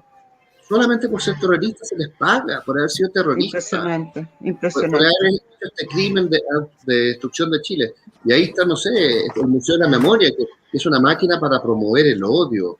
Y ese es un relato falso, porque la violencia en Chile la generó la izquierda a partir del año 67. No fueron los militares los que generaron la violencia. Los militares solamente trataron de detener esta violencia y evitar la guerra civil. El rol de ellos fue eso, detener a los terroristas, que si los terroristas se desarrollan, Chile nunca se hubiera ordenado. Si no se ordena, no hubiera habido desarrollo. Si no hay desarrollo, no se hubiera acabado con la extrema pobreza y la desnutrición. Nosotros sacamos a millones de personas de la desnutrición y de la muerte por hambre, y otros que sobrevivían, pero quedaban desnutridos por vida. Acabamos con la muerte por desnutrición y acabamos con la desnutrición crónica. Eran como 3,5 millones de personas que podrían haber muerto por desnutrición. Mira. 7 millones de personas que estaban destinadas a ser desnutridos por vida. el gobierno militar entre ambos fueron como 10 millones y medio de personas que salvó entre morir de desnutrición o quedar desnutridos por vida. Bueno, ¿cómo se logró eso? Porque había orden. Claro. ¿Y qué significó el orden? Que se controló el terrorismo. Entonces, los terroristas estaban permitiendo que estas millones de personas se murieran de desnutrición o quedaran desnutridos por vida. Y los militares salvaron a millones de personas de morir o de quedar desnutridos por vida, gracias a que ciertos grupos se les ordenó enfrentar a los terroristas, neutralizarlos y controlar el orden. Y curiosamente, muchos de los terroristas fueron, que tenían 35 años de cárcel, fueron perdonados y fueron amnistiados en el año 78. Y alrededor de 1.800 terroristas se fueron al exilio. Yo les perdono la vida, les perdono los 35 años de cárcel, usted se va de Chile y yo lo autorizo a que salga, porque la amnistía era eso. Se le perdonó con la amnistía a miles de terroristas todos sus crímenes, ¿no? Con la condición de que también nadie acusara de nada a los militares. Sin embargo, se violó la amnistía para los militares y se está violando hasta el día de hoy. Hasta el día de hoy. hoy. La gente que arriesgó su vida por salvarnos a todos nosotros del terrorismo son héroes. Por supuesto que son héroes. Por supuesto. Muchos de ellos murieron, algunos quedaron heridos, otros quedaron lisiados de por vida, y los que sobrevivieron 48 años después están presos en Punta Peuco. Eso es injustificado, ¿cierto? Sí. Porque a ellos no se les ocurrió ir a enfrentar a los terroristas, ellos recibieron órdenes. Mira, usted ir a enfrentar a los meristas o a los comunistas o a los grupos armados, y ellos estaban espantados porque decían, mira, yo me metí aquí en un queso porque tengo que arriesgar mi vida en esto, ¿no? Pero, Daniel, murió muy poca gente. Yo te he escuchado atentamente todo este rato y no dejo de pensar lo siguiente. ¿Quién de nuestro sector en cualquier momento de la historia ha llamado a quemar y a destruir el país por algo? Nunca. La gestión de la violencia es siempre desde la extrema izquierda, en este caso desde el comunismo panamericano, dirigido por los cubanos, que ellos crearon el Foro Sao Paulo, se combinaron con el Partido de los Trabajadores de Brasil, organizaron a toda la extrema izquierda latinoamericana y a todos los grupos terroristas, crearon el Foro Sao Paulo y ahora último han creado el Grupo de Puebla. Ellos son los que dirigen todo este proyecto para destruir América Latina. Ellos están acosando a todos los países, no solo Chile. Y nosotros estamos siendo acosados ahora, quieren capturar Chile, quieren destruirlo, quieren empobrecer a la gente, porque dicen que si la gente se logra empobrecer, ellos logran controlarla. Sí. Eso es lo que realmente están haciendo. Aunque le cuentan a la gente no se da cuenta de lo que está pasando. Sí, claro. Cantos de sirena. Imagínense que, por ejemplo, ya en Colombia, el mismo proceso que hicieron acá en Chile. El mismo proceso en casi todo el continente. Sí, en este momento están asolando Colombia. Llevan ya más de 2 meses y medio y no han parado. Pero lograron capturar Argentina, lograron capturar Bolivia, lograron capturar Perú ahora. Que va a producirse una hecatombe en Perú, porque la gente está muy traumada con lo que está pasando. La gente consciente, porque el pueblo es bastante inconsciente. Ellos votaron por el comunismo porque le habían contado un cuento, ¿no? Y vamos a ver lo que va a ocurrir, porque se podría destruir la economía peruana. Bueno, y nos queda Jair Bolsonaro, que hasta ahora ha salvado a Brasil, y Colombia, que está acosada, y bueno, y los comunistas en Cuba han sufrido el levantamiento de la población, que ha arriesgado su vida por tratar de gritar libertad y gritar Pinochet, parece decir. Sí, fue impresionante, qué maravilla. Como símbolo de la libertad. Porque la gente dice, el símbolo de la libertad. No, Pinochet es la libertad. Por eso digo. Es la restauración de la democracia. Es la restauración del orden. Yo nunca en mi vida me he sentido más libre, y la gente nunca se ha sentido más libre que el gobierno militar. Los únicos perseguidos eran los terroristas. Toda la izquierda podía decir lo que quisiera, y podía decirlo en las radios, en los diarios, en la televisión. Había muchas revistas de izquierda en el gobierno militar, y se decían las brutalidades más grandes, y el gobierno lo toleraba. Había muchos grados de libertad. Lo que no se toleraba en el gobierno militar era el terrorismo, y ahí fueron firmes, por suerte, ¿no? Y por eso se pudo restaurar el orden. Y la delincuencia. No solamente el terrorismo, sino tampoco la delincuencia. ¿Quién va a negar que en esos años el país era bastante más seguro que lo que estamos viendo hoy día? A pesar de que fíjate que los militares tuvieron mala suerte porque les tocó la crisis del 73, de la guerra de Yom Kippur, que fue la crisis mundial, que a nosotros nos afectó el 74 y 75. Pero ya en 76 Chile estaba creciendo, y entre el 76 y el 81 fue el país que más creció en el mundo, entonces sacó a mucha gente de la pobreza, y subió mucho el nivel de vida, la gente estaba muy contenta, había mucha esperanza. Desgraciadamente, en el año 81 hubo otra recesión mundial, otra crisis mundial, que fue derivada de la caída del Shah, la guerra Irán-Irak, que subió el precio del petróleo, produjo una crisis mundial. A nosotros nos afectó brutalmente el año 81, el 82 y el 83 y todavía el 84. Y bueno, ahí el país se hundió, y se hundió toda América Latina, y se hundió todo el mundo. Me acuerdo. Se hundió todo el mundo, pero nosotros logramos salir en el 84. A fines del 84 Chile empezó a crecer de nuevo, del 85. Del año 84 al 90, Chile fue el país que más creció en el mundo occidental, y fue el país que más aumentó su nivel de vida, que más bajó la pobreza, que más pleno empleo, que más inversión hubo. Y los militares entregaron el poder ordenadamente, una democracia ya restaurada por ellos mismos, estable, aceptaron el plebiscito del 88, aceptaron la elección del 89, incluso hicieron reforma en la Constitución, que fue una desgracia, en el 90, esto fue un error, pero bueno, lo hicieron, y entregaron ordenadamente el poder el año 90 a la Concertación, que curiosamente siguió creciendo, y el país durante todavía otros 10 o 15 años siguió creciendo, hasta que vino la crisis del 2007, y ahí el 2008 Chile nunca más volvió a crecer. Desde el 2008 hasta ahora llevamos 13 años frenados. Entonces la gente joven entra a este mundo nuevo con un país frenado, entonces le echan la culpa a la derecha o al sistema neoliberal, pero no se dan cuenta que son las reformas de la izquierda las que han frenado la economía del país. Así es. Todo este freno ha sido culpa de la izquierda, ¿no? Pero Daniel, así y frenado, este país invitó o abrió el apetito en los últimos 10 años a que se viniera Pedro, Juan y Diego a este país, de nuestro vecindario. Así y frenado, con la gran inmigración que hemos tenido. Hay alguna inmigración que ha sido buena. Fíjate que la inmigración venezolana, la primera inmigración venezolana, sí, fue buena. Era muy anticomunista y tenía un nivel de vida bastante alto, cultural y profesional. Después llegó gente mucho más pobre de Venezuela y mucho más marginal, pero también mientras ellos estén arrancando el comunismo, bienvenidos, ¿no? Lo que pasa es que entre medio infiltraron agentes del SEBIN y vinculados del SEBIN y del G2. El G2 cubano y el SEBIN, que es bolivarianamente venezolano. Porque tú sabes que Cuba capturó Venezuela. Los venezolanos, no es que ellos con Maduro controlen su estado.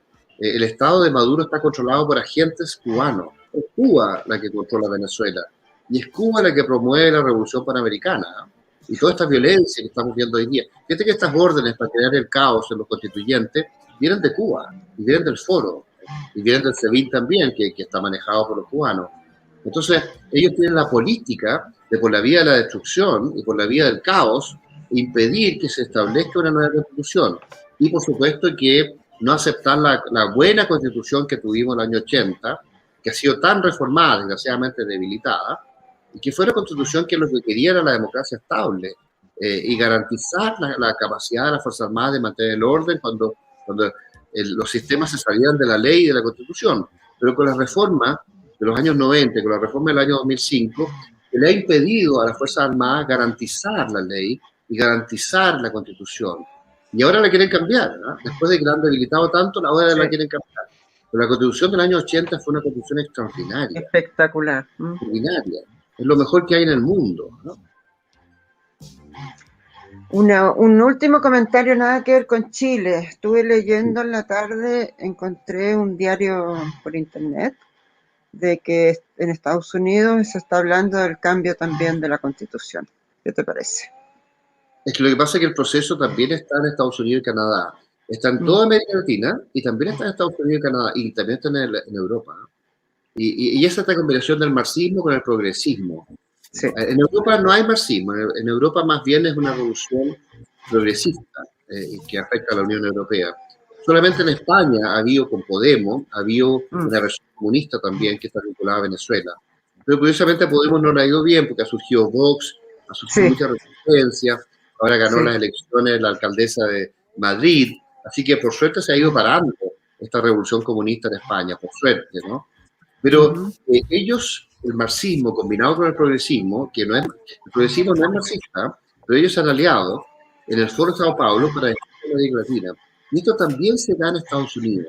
Fíjate que el Partido Demócrata, que trató de robarse las elecciones con Trump, tiene una facción muy de izquierda, muy marxista, muy vinculada a los cubanos, en que se manifiestan los antifas, que son marxistas, y los Black Lives Matter, que son marxistas, y que son muy extremistas, están coordinados con el Foro, y con ciertos multimillonarios como George Soros y el Open Society, que promueve toda esta revolución panamericana.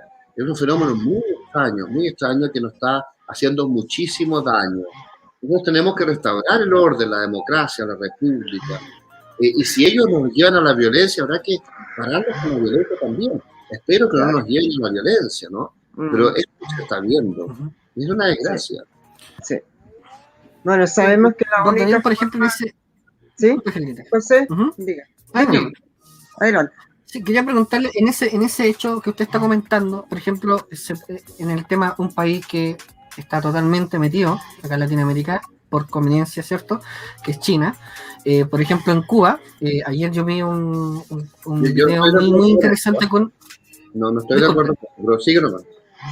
No, es que se han visto instructores por el tema de Cuba, ¿cierto? En lo que ha pasado allá, en lo que está pasando allá. Y hay fotografías de instructores chinos haciéndole instrucciones a militares cubanos. Y hay fotos de eso, de hecho. Eso es muy interesante, vamos a tener que revisarlo bien. Porque nosotros, fíjate que yo estoy a cargo de un instituto que se llama el ICAES. No sé si ustedes saben, el Instituto Chileno de Análisis Estratégico y Social. Y es lo que yo me he estado dedicando los últimos años. Y aquí vinieron a pedirme que ahora senador, pero la verdad es que yo me dedicaba a eso. Y nosotros analizamos todo lo que pasa en el mundo y todo lo que pasa en las Américas. Y nosotros hemos estado viendo que los chinos no quieren la revolución del Foro de Sao Paulo. Ellos dicen que si hay revolución y llegan gobiernos de izquierda, los chinos también se van a entender como gobiernos de izquierda, porque se entienden con todo el mundo. Pero ellos prefieren un gobierno como el de Pinochet, porque le daba mucho orden y estabilidad al país. Y prefieren que el gobierno de Piñera hubiera apoyado a Carabineros y apoyado a las Fuerzas Armadas y restaurado el orden en Chile. Porque no les gusta un Chile que se está desordenando, que se está destruyendo, porque a los chinos les conviene que Chile funcione, porque Chile los provee a ellos de cobre, de litio y de un montón de productos agrícolas y productos forestales, productos de pesqueros, ¿sí? Que exportamos a China. Y ellos nos venden. Y ellos nos van a poder vender más productos si la economía chilena está fuerte. Pero si la economía chilena se debilita o se destruye, ellos no nos van a poder vender. A ellos no les conviene esta crisis. Entonces, los chinos me dicen, nosotros no estamos en la revolución del Foro. La revolución del Foro es de un comunismo cubano, que tiene un origen antiguo, soviético. Y que cuando cayó la Unión Soviética se creó el Foro para financiarse a través del narcotráfico y a través de otros métodos, de otras fuentes de fondo. Entonces, ¿qué es lo que han hecho los cubanos con el Foro? Capturar países y sacarle toda su riqueza. Lo hicieron con Venezuela. Sacaron toda su riqueza a Venezuela y con eso financiaron Cuba 15 años. Pero ya destruyeron Venezuela. Y ahora vienen por Chile, porque dicen, no, en Chile hay 200.000 millones de dólares de la AFP. Nosotros podemos hacernos de esos fondos y financiar la revolución cubana otros 10 años con los fondos de Chile. No importa que se pierdan a todos los trabajadores están engañados. No se están dando cuenta que están tratando de robarle todos sus ahorros de décadas, ¿no? De décadas, que además son el motor del desarrollo chileno, ¿eh? Porque esos fondos, esos ahorros, generan un mercado de capitales que generan inversión. Y la inversión es la fuente del desarrollo y el aumento del bienestar de la gente, ¿no? Entonces, si se pierde eso, se pierde las expectativas de desarrollo de la gente. Todo esto está combinado. Entonces, es muy peligroso lo que está. Pero fíjate que no son los chinos en esto, ¿eh? Son el comunismo cubano combinado con el comunismo latinoamericano y con los grupos de extrema izquierda revolucionarios, incluyendo los socialistas y todos estos nombres nuevos, ¿no? Ahora el Frente Amplio en Chile, ¿no? El Partido del Pueblo. Los grupos nuevos que se han creado que todos los días tienen nombres nuevos, ¿no? Sí. Pero en el fondo es Boric, en el fondo es Jadwe, que ya quedó fuera, ¿no? Y en el fondo la Jasna Proboste, que es lo mismo que Boric, ¿eh? Porque la Jasna Proboste fue comunista, infiltrada en la democracia cristiana. Algunos dicen que pasó por el MAPU un periodo, ¿no? Fue entrenada frente a Manuel Rodríguez ella. Y estuvo en el Partido Comunista. Siendo muy joven se le ordenó en el Partido Comunista infiltrarse en la democracia cristiana. Por eso ella tiene ideas tan extremas. Y curiosamente es presidente del Senado, ¿no? Es como la segunda autoridad de Chile. Es muy peligroso el rol de ella como presidenta del Senado, porque es la segunda autoridad de Chile, ¿no? Desde el punto de vista legal. Entonces, y ella es candidata a la presidencia. Entonces sería tan grave que ella llegara al poder como que llegue Boric, porque Boric es una variante de estas sucursales, de estas franquicias que tiene el Partido Comunista, porque el Frente Amplio son una serie de partidos chicos que son franquicias del PC. El PC es el que realmente los controla por debajo, ¿no? Entonces es una diversificación de intereses para que mucha gente vote por distintas cosas, pero detrás de todo esto pero llegan a lo mismo.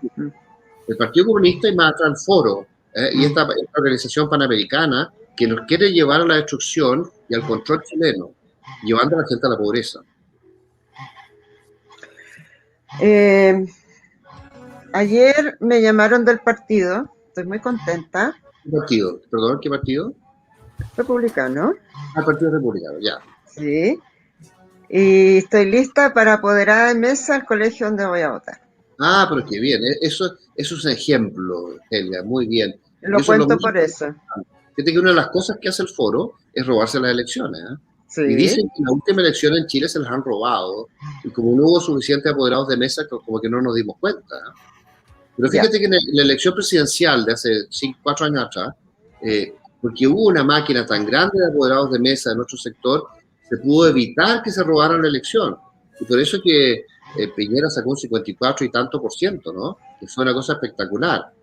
Pero desgraciadamente Piñera nos traicionó, ¿no? Y no tuvo apoyo en el Congreso, porque el Congreso fue capturado por la izquierda. Por eso que se llevó adelante esta máquina destructiva. Y por eso que es tan importante que en noviembre de este año logremos salvar el Congreso para la República, para los demócratas, para la gente partidaria del orden, para la gente que quiere restaurar el desarrollo, ¿no? Por eso que es tan importante la elección de noviembre. Y te acuerdas? Gracias. Sí. Se me recomendó, lo comenté ayer en el programa de Johannes Kaiser, y me recomendó que me busque yo los 15 apoderados que sean totalmente mi confianza y se me va a hacer mucho más liviano el trabajo. Así que estoy en eso. Claro, tú tienes que tener a alguien que te apoye al lado, porque va a haber mucha discusión al frente. Sí, sí. Entonces, ojalá hubiera 2 personas en la mesa de mujeres, en fin, y también 2 personas en la mesa de hombres, para confrontar, no sé, la lucha de discusión que va a haber ahí. A nivel personal no se da, ¿eh? Se da más bien en las máquinas grandes. Claro. Y lo otro que hay que controlar es los traslados de votos y después la contabilidad del CERVEL. Entonces hay que tratar de ahí llevar. Les tengo una nueva. ¿Allá? Ayer cuando me llamaron, me confirmaron. ¿Te acuerdas que te dije la idea que tenía hace como 6 semanas atrás? ¿Ya? Va a haber conteo paralelo. Qué bueno, porque esa es la clave. Ya se está organizando. Sí. Fíjate que ellos se robaron la elección de Estados Unidos y todas las investigaciones lo han demostrado. Así y se han robado la última elección en Venezuela. Y se han robado la última elección en Chile, los chilenos no se han dado cuenta de eso. Así es. Entonces, don Daniel, y allá... Sí, dime. Y allá todavía seguían contando también, ¿se acuerda? Que seguían contando los votos, increíble. Estados Unidos hay una terminaron, tengo entendido que terminaron el fin de semana y que pronto va a haber noticias. Puede ser. Sí. Porque fíjate que Trump hizo un gran gobierno, ¿eh? Llegó a 0,3% de desempleo, o sea, casi total pleno empleo, y subieron mucho los salarios reales de los sectores más bajos de ingresos. O sea, fue una gran economía la que hizo Trump hasta que vino la pandemia. La pandemia destruyó la economía de Estados Unidos, así como destruyó todas las economías del mundo. Pero hasta ese momento, ningún gobierno había sido tan exitoso como el de Trump. Y por eso es una lástima que se haya perdido, porque es una esperanza de recuperar Estados Unidos, porque nosotros necesitamos Estados Unidos fortalecido con sectores de nuestro lado, porque Estados Unidos está muy dividido y hay gente muy mala en Estados Unidos, pero también hay gente muy buena. Entonces, hay que tratar de reforzar a la gente buena y tratar de evitar a esta gente mala que está en la máquina destructiva. También supe por una persona que tiene contacto estrecho, directo con Trump, de que Trump lo único que quiere es que salga José Antonio. Cast. Sí. Bueno, es la mejor esperanza para Chile, ¿eh? Es la única. Es la única. La única. Así es. Sí. Bueno, estamos ya casi una hora 17, 18 minutos. Uh-huh. No hay que cansar al público. Sí, no, y a ti tampoco. Muy amable, Daniel. Así es. ¿Verdad? Gilguita, usted tiene una pregunta, ¿se acuerda? La pregunta de cierre. Ah, sí, la pregunta de cierre. Así es. La del millón. Así es. ¿Por qué los chilenos de corazón deben votar por ti? Los chilenos buenos. Así es. Y también los no tan buenos, porque también hay socialistas que se están cambiando. Que también pasan a ser buenos. Nosotros vamos a ir al Senado a tratar de cambiar las tendencias. Obviamente que uno solo no lo puede hacer, pero sí, yo quisiera representar a los lagos en esta posición más firme, más patriota, más nacionalista, más chilenista, no sé, más independiente también, para recuperar la república, recuperar el orden y lograr que Chile vuelva a sacar a la gente de la pobreza, a través del crecimiento, a través de mayores oportunidades de empleo, a través de resolver todos los problemas de salud, de educación, no sé, de vivienda, que hemos estado conversando y tantos otros, ¿no? Hay muchos otros problemas que yo tengo que revisar ahora con la gente de los lagos y tomar nota de la lista de cosas que a ellos les interesan localmente y compenetrarse de una lista de cosas que estaría importante promover como vocero en el Senado para a través de las autoridades conseguir resolver esos problemas. Pero independientemente de los problemas personales de la región y los problemas puntuales, a nivel nacional hay que salvar el país para que cambie la tendencia. Y en ese esfuerzo estamos. Obviamente que la política está muy desprestigiada, entonces es un poquito absurdo meterse en la política cuando está tan desprestigiada.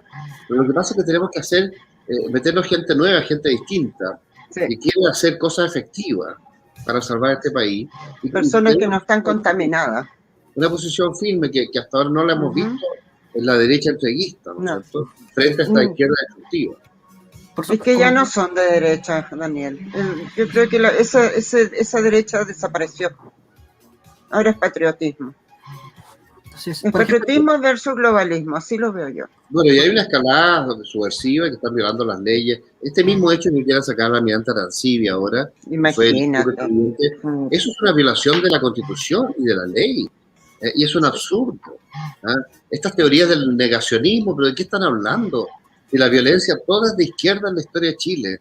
Y la violencia fue de Allende, trayendo miles de armas de los cubanos, no sé, con el GAP y con toda esta organización para generar una guerra civil que se evitó gracias a los militares. Y fíjate que los militares, después de haber recuperado Chile, cuando ya estábamos a punto de llegar a la democracia plena, con el plebiscito del 88 y 89, fíjate que un año y medio antes trataron de matar a Pinochet para romper la vuelta a la democracia. Y un año y medio antes trajeron las armas de Carrizal para interrumpir el desarrollo de Chile, interrumpir la vuelta a la democracia que ya estaba anunciada. ¿Te fijas?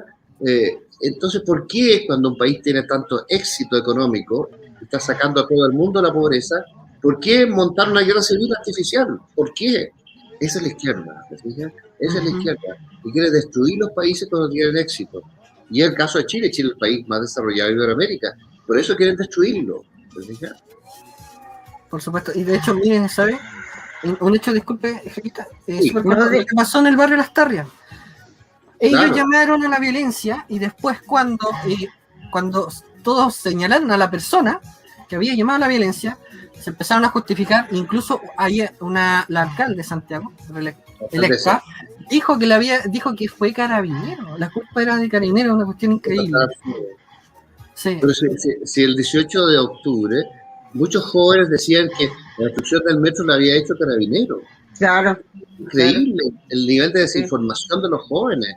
Y esto eran máquinas montadas desde Venezuela con youtubers que crearon este ambiente de desinformación en miles de redes sociales entre la juventud. La juventud estaba muy desinformada.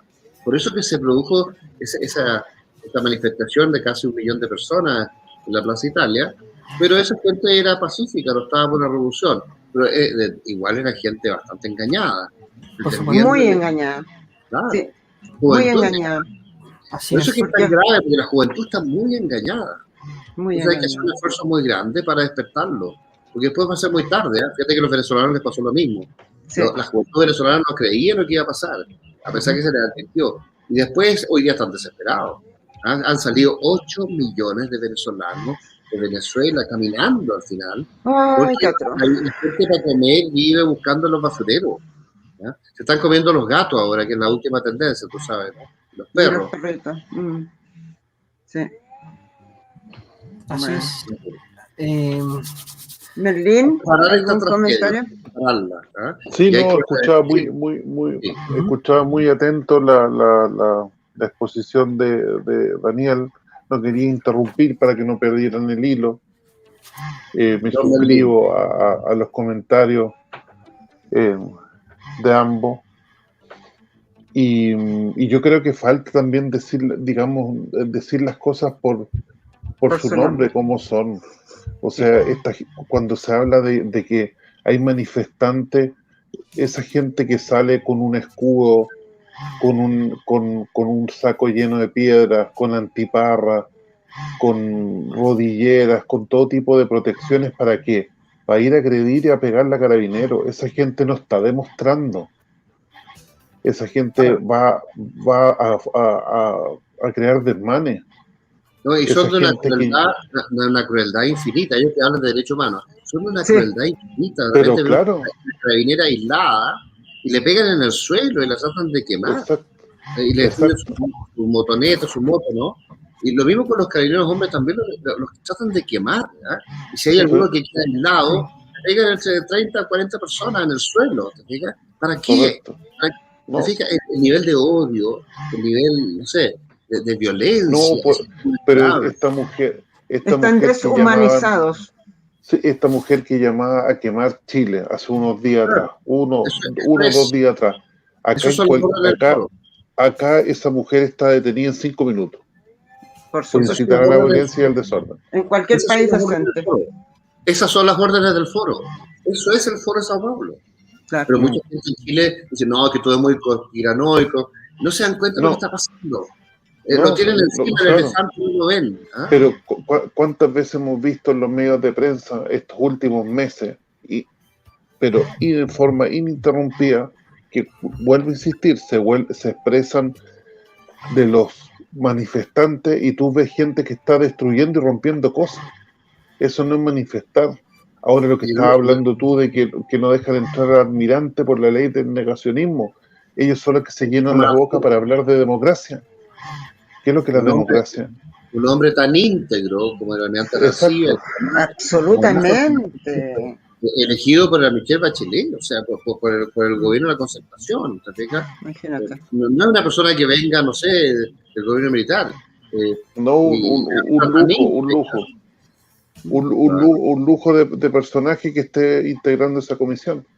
Es cierto que tiene un hombre mayor, ¿no?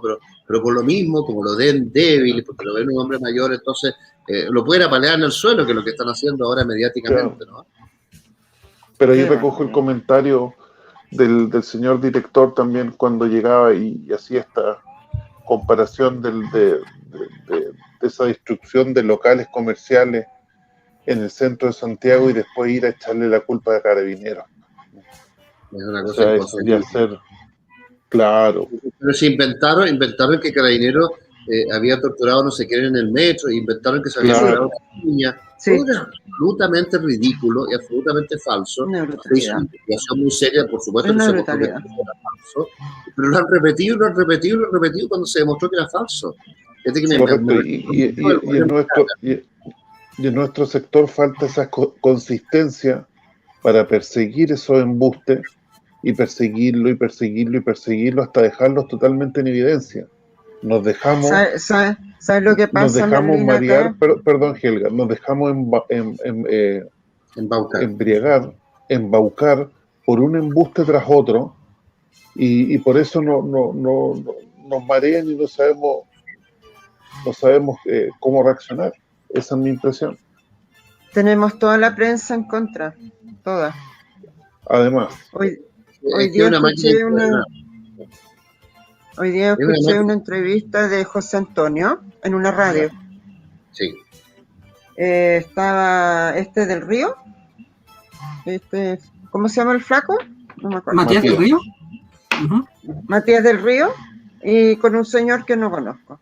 Y Matías del Río le dijo, ¿y usted cómo lo va a hacer si usted no va a ser invitado a la televisión, a los debates?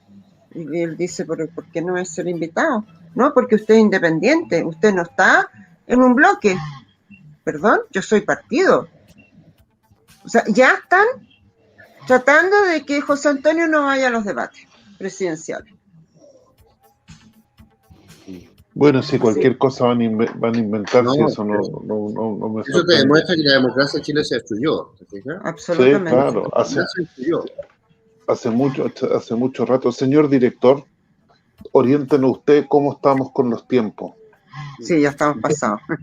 Estamos pasados. Sí. Estamos bien pasados. Te liberamos, Daniel. Muchas gracias. El misterioso señor Merlín, Sí. El misterioso señor Merlín, que mueve los hilos del poder por detrás, ¿no? Está bien. Y fuerte. Junto a su hermano, fuerte, sí. Sí, claro. Correcto. Bueno, tratamos de hacer... en Alemania. Correcto, tratamos de aportar lo que se pueda. Y estamos con mucha esperanza, Daniel, que tengas éxito en tu campaña. Estaríamos muy complacidos de eso y vamos a hacer todo lo posible para que así ocurra. Sí. Mira, la elección de noviembre es una esperanza para salvar a Chile y mantenernos dentro del orden de la república, de la democracia y la institucionalidad. Hoy están tratando de destruir la institucionalidad y están tratando de poner una Cámara única y están tratando de abolir el Senado. Incluso si llegáramos a ganar como senadores, están tratando de que no duremos más de 1 año o 2 años o máximo 3 años. Y después quieren abolir todo y cambiar todo. Entonces, estamos en medio de una revolución. Lo que pasa es que nosotros por la vía legal y por la vía institucional, por la vía electoral, podríamos intentar salvar a Chile. Y por eso es que aquí hay una... Tú decías que hay una bala de plata, decía el doctor Merlín. Y yo coincido con eso. La elección de noviembre y el Congreso es clave para salvar a Chile por la vía institucional, porque si no nos vamos a la guerra civil. Y eso sería una tragedia. Sí, y eso es lo que ellos quieren realmente. Claro, eso es lo que ellos realmente quieren y... claro.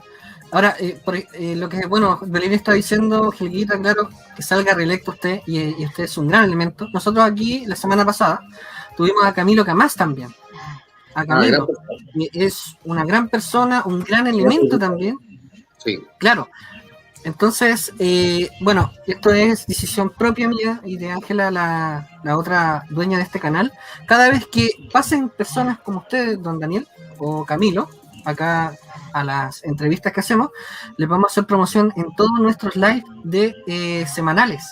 Así que vamos a hacer como corresponda la información para que la gente sepa y vote por usted, pues, lógicamente. La idea es que gente como usted salga y nos representan bastante bien, además que usted sabe mucho de historia.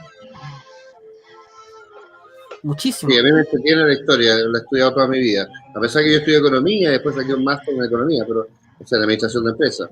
Y después estudié relaciones internacionales, pero la historia es una afición de por vida. Se nota, desde se niño. Nota bastante. Desde que Sí, mi mamá, bastante. cuando yo tenía 3 años, le leía a Dios al séptimo de línea los sábados en la mañana en su cama. A los 3 años. Niñito chico. Entonces, cuando yo tenía 4 años, según ella, yo no me acuerdo, pero ella me contaba que cuando yo tenía 4 años y 5 años, ella ya me iba leyendo como el segundo tomo, el tercer tomo de Dios al séptimo de línea, que eran 4 tomos, y de repente yo le decía, no mamá, yo tenía 4 años, le decía, no mamá, ese es el capitán Torreblanca, o Torrealba, no me acuerdo, que está en el tercero de línea, que está en la segunda compañía. Yo no me acuerdo lo que le decía, pero ella me decía esto, yo no me acuerdo lo que le decía. La verdad es que no me acuerdo. Pero ella me decía, no, y de repente Danielito, que era un niñito chico, me discutía que el capitán Torreblanca estaba en la tercera compañía de no sé qué regimiento. Y bueno, entonces ella me imbuyó en la historia de Chile desde niño, desde, no sé, antes que yo aprendiera a leer y a escribir. Y yo absorbía todo, porque los niños absorben todo estos cuentos, sobre todo cuando es tu mamá que te quiere tanto. Entonces uno se estimula. Claro. Correcto. Qué innovador, porque en cuentos se lo contaban. Claro. En cuentos, o sea, La no es mañana en la cama, ¿eh? Y ella se levantaba tarde el sábado. ¿Eh? En fin. Bueno, Muy muchas interesante gracias. conversación. Muchas gracias Muchas gracias. por tu tiempo, Daniel. así es. Encantado, Muchas gracias, don Daniel. doña Helga. Y el señor Todo D. el éxito. José, disculpe. Señor Y José. lo quería dejar invitado en un futuro señor más director. a nuestro canal también. Don José. Una vez más, a una nueva invitación en algún futuro para que pueda venir. Si es que a usted no le complace en realidad. Encantado. Y Hagámoslo bueno, más corto para no aburrir tanto al Más público. corto. No sé. no, estuvo muy entretenido, don No, Daniel. muy entretenido, Muy entretenido. De hecho, la Muy gente estuvo entretenido. participativa, muy participativa Sí, con lo que sí. está hablando. De hecho, es que usted sabe mucho de historia. Yo quedé impresionado cuando usted, por ejemplo, me comentó súper breve la reconstrucción de, por ejemplo, Chiloé, que es una tierra riquísima, súper mística y llena de historia y mito y leyenda. Entonces, Ahora, increíble. Perdón, no es que Chiloé fue reconstruido, Chiloé fue capturado, después que lo intentó Ajá. Lord Cochrane en 2 oportunidades, después lo intentó Ramón Freire también en 2 oportunidades, y la segunda vez lo consiguió. Antonio de Quintanilla, que era el jefe realista, jefe de Chiloé, fue un gran héroe, partidario del rey. Hay que reconocer también que tenían mucho mérito los que querían mantener el imperio y mantener el vínculo de Hispanoamérica con el rey de España, porque fue un imperio muy importante. Lo que pasa es que los partidarios de la independencia se dieron cuenta que España estaba acabada porque había sido invadida por Napoleón. Y el mismo José Miguel Carrera, que fue el que inició la independencia de Chile, llegó a Chile después de haber estado en 23 combates y batallas en las guerras napoleónicas en Europa. Y él le dijo a su padre: pero papá, si el imperio se acabó, nosotros estábamos arrinconados en Cádiz y los franceses habían tomado toda España. Y tenemos que independizarnos para que no nos gobiernen los franceses, para que podamos mantener nuestros gobiernos propios acá. Y por eso es que José Miguel Carrera inició la independencia de Chile. Qué bonito. Eres una biblioteca andante. Así es. Muy bien, muy bien. Una maravilla. Te deseamos todos los éxitos. Te vamos a apoyar lo máximo posible. Y vamos a seguir adelante. A darle duro y a vencer el comunismo. Ojalá. Hay que tener fe. Gracias, Gracias, Daniel. Gracias, Helga. Señor director, gracias por la invitación de poder participar en su canal aquí. Y gracias a Angelita hasta y pronto. A José y gracias al chat. Un abrazo a todos. Un fuerte abrazo. Buenas noches. Muchas gracias. Buenas noches. Buenas noches a todos. Chao. Muchas gracias. Chao, chao. Gracias a todos ustedes. Gracias, Daniel.